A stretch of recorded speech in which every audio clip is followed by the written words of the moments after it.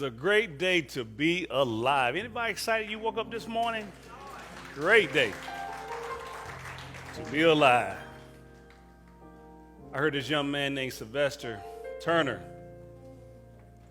He grew up in the 60s. And while he was growing up, his father had died at an early age. And his mom was left to raise 9 kids. And his mom would get up, and it was in Houston, Texas, and she would get up several hours before she had to be at work at 8 a.m. And she would cook dinner for all 9 of her kids. Now, his mother never learned how to drive, so after she would fix lunch, she would catch the bus to downtown Houston, and she had a 2-hour ride. But she took care of those kids. But there was often time that she didn't have much. And the kids were like, Mama, why are you always mending our clothes, sewing our clothes? And she'll say, baby, don't worry about that. Don't worry. Tomorrow will be better. That was oftentimes she didn't have much money. Why we can't go to the state fair, Mama? She said, go in the backyard and play, baby. She said, don't worry. Tomorrow will be better than today. Oftentimes they said, Mama, why we eat chicken every day? Why we all sleep in the same room? She said, baby, God woke you up this morning. Don't worry, tomorrow will be better than today. Amen. And he never knew why his mom said that, so against all odds, he graduated from high school and went to college. But there was time money got funny. And he would think back and say, don't worry, tomorrow will be better than today. Amen. Oftentimes, he even graduated from college and went to Harvard Law School. It got tough, and he wanted to drop out. But he started to think back what Mama had said it, and he thought about, don't worry, tomorrow be better than today. After he graduated he was in law school. After he graduated, he ended up running for mayor of Houston, Texas in 1991. Guess what happened, Ms. Hartfield? He lost. And in his speech, he told all the people that was helping him with the campaign, they was upset. He told them, don't worry, tomorrow be better than today. Here's the good news. He ran again. And in 2017, he won the race, and now he's the mayor today in Houston, Texas.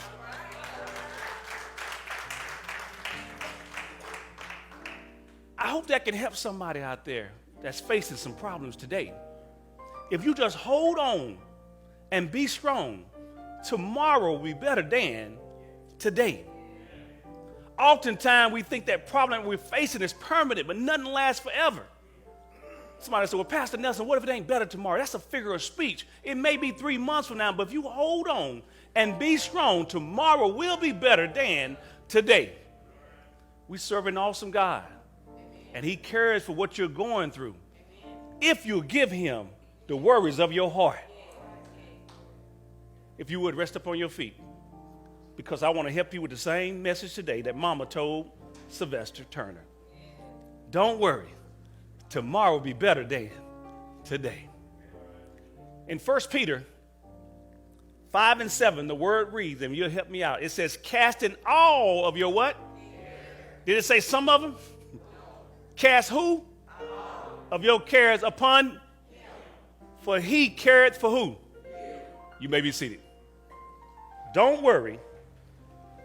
Tomorrow will be better than today. Peter is trying to explain to the people who are facing persecution. See, there's a difference between persecution and prosecution. See, when you're being prosecuted, you might have did something that got some evidence on you. But persecution, people just see that your hair longer than theirs. They can see God shining his light on you, and they hate you for no reason.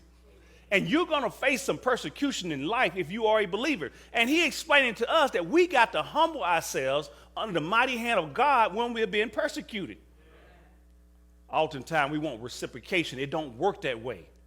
And he's saying if you're carrying around these worries, then you're showing that you don't fully trust Jesus. Something you just got to give to God. And he's saying don't submit to your circumstances, submit to the Lord. And everybody struggle with this one sometimes because we are controlled and we like to have things that work the way it's in our head. We like to be married by the time we're 30. We want to be making six figures by the time we're 35. We want to drive a certain kind of car by this age. And we have all this in our mind, and when it don't work out, when the enemy comes in and he persecutes you and do some things that stop that, we begin to worry. And God is saying, cast it on me because I care for you. This happened to me this week. Rose, we're in a faculty meeting. And this lady, who had been in Jackson State for 30 years, you have a professor, and then you have a chair, which is like a manager of the department, and then you have the dean, which is like a supervisor of the whole department. And this lady, she was at the chair position, and they got rid of the dean because he had low character. And they put this woman in this position as interim. She got high character. She's firm. She's fair. She's been in the position for 6 months, been faithful to JSU for 25, 30 years, and we just knew she was going to get the job. So I come to the faculty meeting, sitting down. There's about 60 professors up in there. And here comes a new dean walk up in there. And it wasn't the one that we thought was going to get the job. And the new dean that walked up in there, she was telling us she came from Tennessee State, and she had a Gucci belt on. And she had some Gucci shoes on. And she told us about all her accolades, and she took acting classes. And she was just floating around like a butterfly, and she was stinging like a bee. She was telling all her stories, had everybody laughing. And she said, look, I told you a little bit about myself. Now I want each person in this room, I want you to stand up, starting from here on around, and tell me your name and what department you work in. One guy stated his name, and he worked in the elementary ed department. I stood up and said, my name's Picasso Nelson, professor in the health education department. But then when they went around the circle to the person who didn't get the job, say didn't get the job. Everybody stood up, like the lady said, and said their name and department. This person that didn't get the job stated her name with low energy, cracking of the voice, and just looked down the whole time. I'm like, oh, Lord, what happened? And my man put me on game. And then everybody else stood up. And during the time, the lady who was flamboyant, and she had a great speech, inauguration speech, right? She was floating around and cracking jokes, but everybody was laughing except what? Here's my point right here. Can I help somebody who may be facing that? Some politics at work? The woman who have done all that she can, she played by the rules, was supposed to get the position, deserved the position, have all of the credentials, but somebody above her chose their friend from another university. Here's my point. Can I help somebody out there? Life ain't fair. Life ain't fair to you or to me. And while that lady was giving her speech with her Gucci belt on, if looks can kill, ooh-wee. If looks can kill. That's what I'm saying. We know it ain't fair, and sometimes life will knock you down, and it ain't your fault, but it's your responsibility to get back up. If you can't change the problem, why worry? It was politics. It wasn't right. But if you trust God, God telling you sometime it's not happening to you, it's happening for you, and he got something better for you in store for you later on. You ain't the only one got passed over for a job. You ain't the only one been betrayed. And what we do sometimes, we get caught up in our feelings, and Peter is telling us we need to humble ourselves. What you do out there is not going to be reciprocated to you all the time. How many times have you helped family and friends, gave them the shirt off your back, gave them a little gas money, and helped them out, and when they got on their feet, this is what they did to you. Deuces. And you felt some type of way. But can I help you, boo-boo? This world don't owe you nothing. We live in a fallen world. It is what it is, and it was what it was. Beloved, this is what the Bible tells us right here. He said we need to seek humility. We are not owed anything. Look what the word says right here. In 1 Peter 5:5, he's trying to help these folks who feel in some type of way. I know somebody need to hear this. He's trying to help somebody that feeling some type of way out there. This is what he says. He said, likewise, you who are younger, be subject to what? He said, clothe yourself, right? All of you with who? Do the world owe you something? Towards one another. He said, for God opposes the who? But give grace to the humble. And this is what he said in the next verse. He said, humble yourself, therefore, where? Under the mighty hand of God, you're doing it for God, so that at the proper time, he may do what to you? If you exalt yourself, you be humble. If you humble yourself, he exalts you. I'm trying to help somebody. He said the word clothe means, he said you need to gird yourself. Jesus put an apron on. He wrapped himself in an apron, and then he washed the disciples' feet. And he said, right now, after this, you'll become more humble. Now, if the majesty, the King of Kings, the Lord of Lords can humble himself and come down as a human and wash the feet of us dirty human beings, you can humble yourself too. Now, didn't they do him wrong? When you understand that you need to humble yourself, you're going to be a happier person, and you don't walk around here offended. I got somebody to teach this first point. And because it's going to be 50 Cent, I'm not even going to finish my first point. I never thought that I'd use a quote from 50 Cent to help teach a sermon. But check this out. If you listen to this, you get something from this. As I grow older, check it out right the here. one thing that becomes clearer to me each and every day is that I don't owe anyone a thing, and neither do you. His son crossed him. I've seen a lot of people pollute their potential after sipping from the well of entitlement. This is certainly true of many of the people I've been associated with over the years, even my own son. What they need to understand is that you should never feel like the world owes you anything. It doesn't. You must accept that it's all on you. That might seem like a very cynical way to view the world, but I would argue that it's actually liberating. You can only feel betrayal when you feel like you're owed something from someone. You can only feel resentment when you had expectations for assistance. When you accept that it's all on you, only then can you finally be free to focus 100% on being the best version of yourself. Isn't that a good word? You can give 50 Cent a hand. He ain't singing in the club. He ain't singing just a little bit. That's liberating when you realize nobody owes you nothing.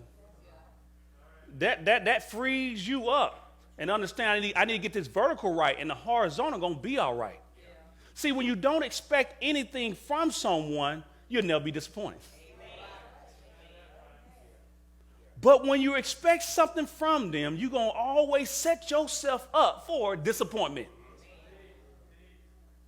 Man, when you do good to others, understand it's for the Lord. It may not be reciprocated. When you go to a job and you're on time and you're doing all the good work and you have character and you've worked harder than anybody else and they bring somebody else in for the promotion, you got to understand that what you do in life, it may not show up right there in that situation. But don't God work it out if he don't bless you at this job? He'll bless you at another job. He'll bless you in other ways. All you know, your blessing coming, but it may not come from who you think it should be and from the job you think it should be. Amen. But it feels good. It liberates me as long as I keep doing good. And I don't expect things from people and understand I'm serving God. How many people need to be liberated today? How many people need to be liberated today?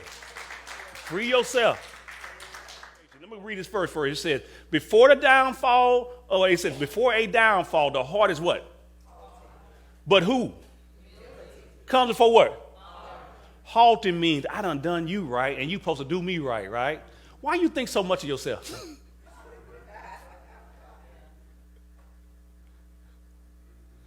The old saints say sometimes it ain't the person that do it to you, it's you doing it to yourself. They say you need to plant in some good soil. Oh, come on now. You done invest your time in somebody, and you look back at yourself, and you say, man, what was I thinking? Some of y'all don't like that. You don't like accountability. I used to complain all the time, Rose. I used to loan out money and all the time, Rose. I used to complain about all these folks that I know owe me money. Because I thought when you owe somebody, you're supposed to pay them. That's what I thought. That was an awful idea. I don't know where I got that from. I can't sleep, I owe somebody. So you can't put you on them. You can't put your expectation on somebody else.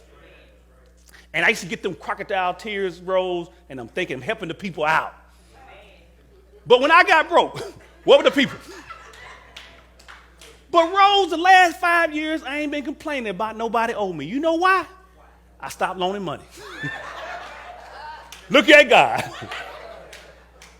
Now, a few weeks ago, I think the kids were dancing right and said, "Let me get some shirts." I said, well, take the bank card and go get them girls them shirts. They dancing.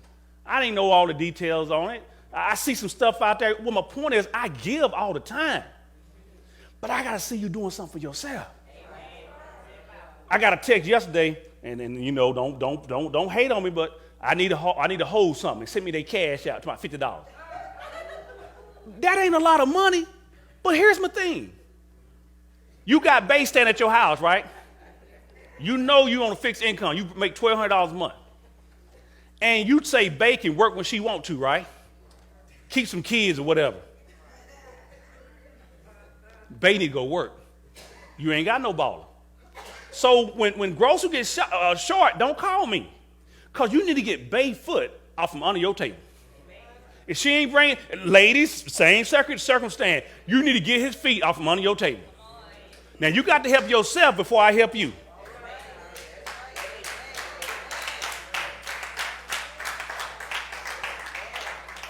But when I had that haughty spirit because I project myself on them, then I realized that was my downfall.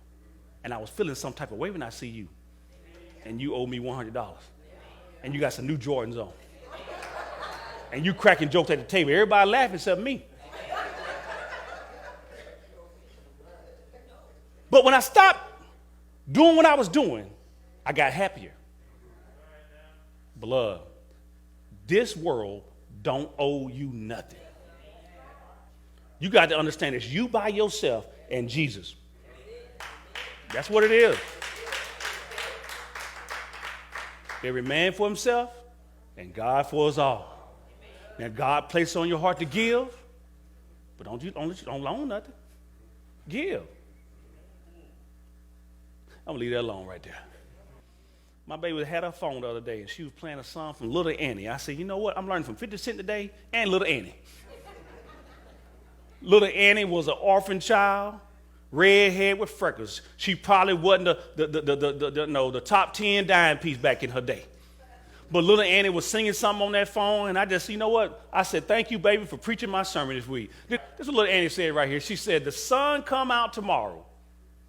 She said, bet your bottom what? That tomorrow there will be who? Just thinking about who? Clears away the cobwebs and the sorrow. It says, till there's none. She says, when I'm stuck with a day that's gray and lonely, I stick out my chin and I grin and say, the sun will come out when? She said, so you got to hang on till tomorrow. Who want to hang on till tomorrow? Come on now. Hang on. Hang in there now, no matter what the enemy's doing. She says, come what may, no matter what is coming, tomorrow, I love you when? You'll always have a day away. Tomorrow, I love you what? You're always a day when? I want somebody to hang in there. Give yourself a hand. Who's going to hang in there? Come on, hang in there. Don't worry. Now, I want to talk to the pessimists right there that think tomorrow ain't coming fast enough. It's a figure of speech. It may be a month. It may be a while, but you just keep your head up while you're going through it. Can I help you with something right now? Before anything great happen in your life, all hell break loose. I'm trying to help you with a little something. Before anything great happen in your life, all hell break where? Man, ain't that good news? Because when hell is breaking loose, God, you must got something beautiful in store for me. You about to bless me, Lord. If I can just hang in there till tomorrow. Don't you give up. Don't you give up. She said tomorrow. And I'm going to tell you why you need to stay in stick to tomorrow. Number one, when you seek humility, you're going to receive honor. But the flesh get weak. I'm going to help you out. Look good. In Proverbs 1:19, it says, such are the ways of everyone who is what? For unjust gain, right? It takes away the what? Of his who? Man, when you get cut short and life ain't working out, the devil always provides you a way out. He provide you some shortcuts. He provide you some ways that are ungodly at times. And when you're in a moment of weakness, you may think about taking that. And the Bible is saying, you know what, you keep this humility, don't nobody owe you nothing. If you continue and hold on to tomorrow, you will receive honor. God rewards his people in the end. Look at this verse right here. It says in Proverbs 9 and 10. This is what keep me from not going on the other side sometimes. It says, the fear of the Lord is the beginning of who? And the knowledge of the Holy Night, or the Holy One, is where? I know if I take them shortcuts in life, Elder Posey, if I take them shortcuts, I know because of the fear of the Lord, he going to whoop my behind. Amen. Have life whoop somebody out there? Amen. Have somebody whoop, hey, come on. So you take those shortcuts, you're going to end up, because easy come, easy go, and now you got to start back over anyway from fresh. You could have did it the right way the first time. Man, God will whoop you in life if you don't do it the right way. It's hard being the one that got some sense all the time. I get it. But you got to think about tomorrow. You can't be thinking about today. The first time I know right now, I ain't waiting till tomorrow. But you got to look, life will whoop you. You see these young folks out here? You know what? If you tell a young person about the word, about a switch, they're going to think about a gaming console. But who remember them times when mama say, go outside and get me a switch? See, we used to have a switch on outside of the house. Mickey door at my grandma's house. Remember, the switch was right there by the fellowship hall. But see, you couldn't go out this way. And when mama said, well, give me a switch, it was a long walk. You had to go through here and go around. It's like the walk of death. Tears flowing down your eyes. Who remember them days, right? And you come back in. When she gets started, you say, I ain't going to do it no more. She said, I know you ain't going to do it no more.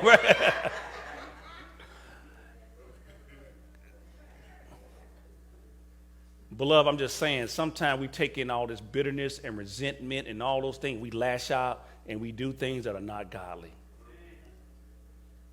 I'm convinced if I do it God's way, it's going to work out in the end. And a lot of times I have to pray for my enemy. I never had somebody do me wrong and they end up in a better situation. He works on them.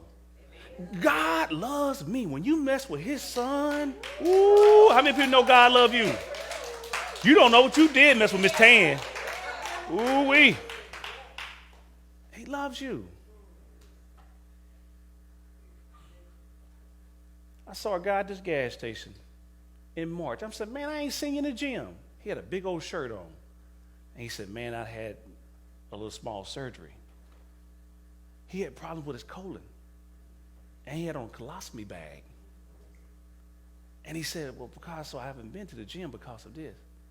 He said, but it's temporary. He said, I had some colon issues, and what they did, they had to reroute everything, all the waste, through my abs into this bag. But the good news is, if they didn't reroute the waste, it would set up and have an infection. And he said, that's the way they flush out the waste. And then he said, after that point, when everything heals up, I heal. Some of y'all didn't get that. I'm going to go put them by himself.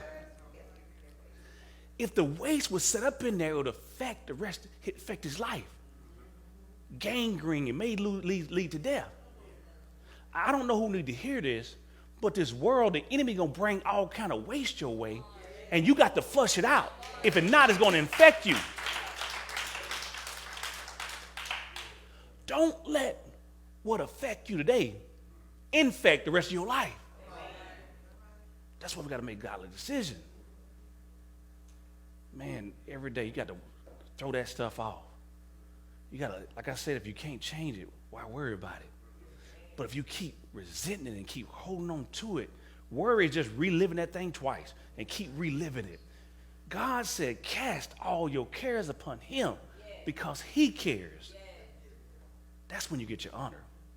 And on it in and on it in. And the last verse in Romans 2 and 7, it says, to those who by persistence in doing good seek who?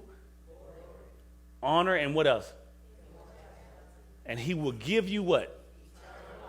Eternal life. Don't worry. Tomorrow be better than today. Tomorrow be better than today. Seek humility. you'll receive honor. And then you'll receive, right here, healing. This is the only way to truly heal, is to make sure that we're doing it a godly way. In Jeremiah 33:6, it says, nevertheless, I will bring what? And what else? It says, I will heal my people, and I let them enjoy what? And what else? Don't somebody want some abundant peace and security? When you hang in there when financially ain't going right, you just do right and hang in there and do God's will, he'll give you abundance in due season. If you don't lash out at the enemy sometime, God will give you abundant peace at times. I just want abundance. I've learned you can't put nothing on a peace of mind. All that stuff you worrying about and these people you worrying about, you know what I learned about people? You can't fix stupid. Times are about to get tough. We're about to go into a recession. We got so much inflation in this economy. It's a time to get yourself right. I heard yesterday that Best Buy is laying people off. Best Buy. Because people are not spending the way they were spending. I guess people realize that they can't eat a big screen TV. The cost of food, gas, and all the different things. Now, it's not hurting you, but if you work at Best Buy, that hurts you. Man, we need God. We need to give it to him. I don't know what you're facing. You need to give it to him. In Malachi 4:2, it says, but for you who what? Revere my name, the Son of Righteousness will rise what? With healing in his what? And you will go out and what? Like the well-fed what? Man, God is about to fatten some of y'all up. Fatten your peace up. Fatten your pockets up. Your hope fatten up. People wonder, why Miss Shay ain't worried about that? Because God is in her heart. And she done cast her cares. She ain't going to latch out like she used to. It ain't nothing but a God thing. But if you don't, you'll hold it in. And the thing that people do to you and the way life happens sometimes, you'll hold it against them. Somebody say, don't charge it against them. Because God been too good to me. My uncle had his 70th birthday yesterday. My Uncle Harry. When I was a child, my mom said he brought my Pampers and my milk. And I just wanted to say something nice to him. I said, Uncle Harry, I want to say thank you for all you have done for me. Giving me $100 bills in here and helped so many people in our family. And he said, no charge. He said, that reminds me of that old Shirley Caesar song, no charge. He was saying that he wasn't expecting nothing from me, but it was good to hear people say something about him. But he had no expectations for them. He said, no charge. You know, Shirley Caesar said that her sister was in the kitchen cooking. And her little boy walked up to her with a piece of paper. And he handed it to her. And he said, Mama, for mowing the grass, it'll be $5. For making up my bed, $1. For keeping my brother while you're going out shopping, that'd be 25 cents. Mama, for doing chores around the house, that'll be $3. And it added up to $14.25. And while the mother was looking at him, he was expecting. She wiped her hands on an apron. And she grabbed the letter. And she turned it on the other side. And she said, my son, this is what she wrote. For carrying you for 9 months and giving birth to you, no charge. All the nights I stayed up with you and doctored you. She said, my love, there's no charge. She said, all the time that I brought you clothes and I wipe your nose, my son, no charge. She said, all the time that, and all the things I've done for you, my love for you, baby, There is no charge. And the little boy looked up with tears in his eyes. And the mom looked down with tears in her eyes. And he got the paper back from his mama. And he turned the paper over. And he wrote, paid in full. Paid in full. Don't you know that we serve a God who paid in full on the cross, on Calvary? For all the sins that you've done, it's been paid in full. For all the sins that you haven't done, it's been paid in full. And it was no charge to you. Man, we serve a mighty God. We can't charge it against them because Christ ain't charged against us. And like 50 Cent said, this world don't owe you nothing. God been too good to you. And if you don't expect nothing from them, your own siblings, your own children, your own friends, your own job, if you don't expect nothing from them, you won't be disappointed. Because your help comes from the hills. Come from the hills.